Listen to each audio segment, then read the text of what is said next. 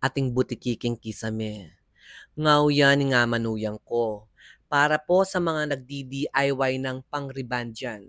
Kung hindi nyo po alam gamitin yung mga gamot na nabibili nyo lamang pong nakikita na sumisikat at nagtitrending. O yan, monerugo asukle-sukle. Bala mo rugo agi yang mga palupalupot. Masyas ka kasi buntok o nanong gewa mo kimbuak-buakan mo. Sele seta na yan, sinira mo na naman. So, sa madaling salita, masyas ka talaga buntok. Itago natin sa pangalang Bet Tamayo. Ang client po namin ay client na po namin noon. Ana ng muntaya, ana ng mag-DIY aking sarili na, ana ng muntana naman. So sa madaling salita, kapag nakuha po niya yung satisfied na ginawa po namin, o ito, tamad na yan na naman, mag-DIY yung sarili na. Kaya yan rugo, may nga siya siyang tintugak yung buwak na. Kaya naman po, treatment po namin using 4-in-1 treatment ang buhok po niya para nang sa ganon, maibsan po yung pagkasunog ng buhok po ni Beth Tamayo. Ang kaibigan ko pong ito ay talagang masugid na po naming suki from Trixie days pa po ako.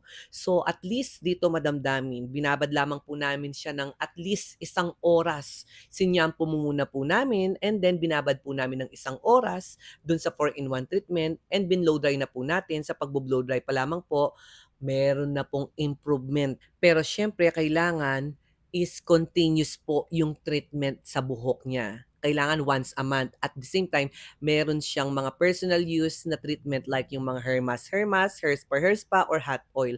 Pero yung pagpo-4-in-1 treatment, dapat monthly po yan. So ito na po, binlow dry na po natin, natuyo na po yung buhok niya, and 180 lamang po yung temperature na init ng plancha na gagamitin po natin sa kanya.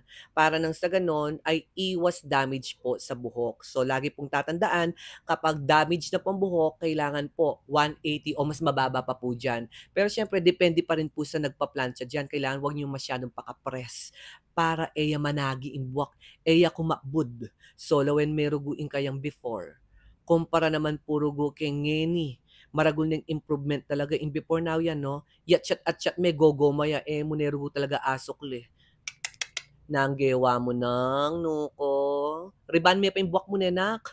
Kaya sa mga madamdamin po natin dyan, huwag po kayong magriban ng kayo-kayo lang po. Maawa po kayo sa buhok nyo. Rugo, nuko.